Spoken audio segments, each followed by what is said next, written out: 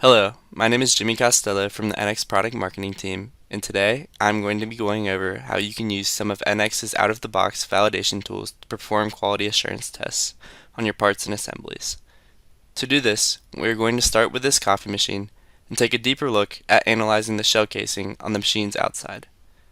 I have already isolated the subassembly in a new window, and the first thing I'm going to do is start up the Checkmate tool found under HD 3D Tools. This is where we will be able to find all of our test results when we run our quality assurance checks. Now that we have opened our Checkmate tab under HD 3D Tools, the next thing we are going to do is begin to set up our tests. To do this, we can open the Developer tab from the top of the screen and select the Setup Tests icon. When this is done, the first thing we will be prompted with is to determine the scope of our analysis. We can either choose to look at the current part, all loaded parts, or all of the parts found within a single folder. For this scenario, the current part option is all we need. With our scope now selected, we can now choose which tests will be run. I'm going to select a variety of tests to help demonstrate a few areas where these quality assurance tests can assist your productivity. As you may notice, there is a large number of options to choose from, ranging from information checks, modeling, assemblies, PMI, and requirements. This ensures that the majority of frequent use cases are already covered in the out-of-the-box Checkmate tests. With 5 tests selected now, we are ready to execute our tests and analyze the results. When I run our tests, the first thing that stands out is that there is 3 different icons next to our tests. The blue eye signifies the test resulted in an information message. The green arrow means the test was skipped, and the green checks mean that the test had a successful result.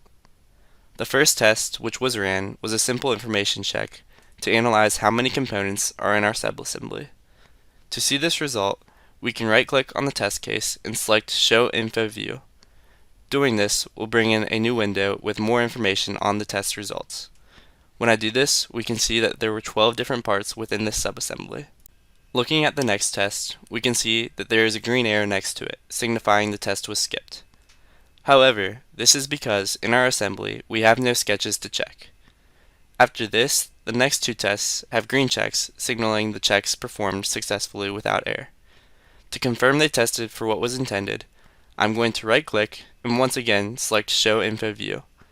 Once this is opened, if we hit More Detail at the bottom, we can take a look at the test descriptions and parameters.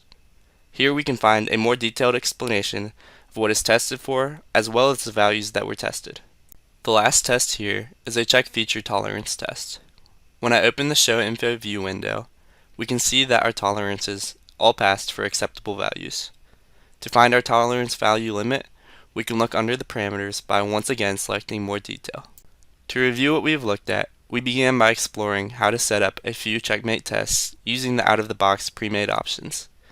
After that, we executed our tests and began reviewing our results by utilizing the Show Info View option when we right-clicked on each individual test.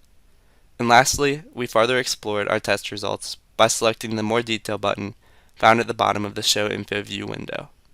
I would like to thank you for your time and attention.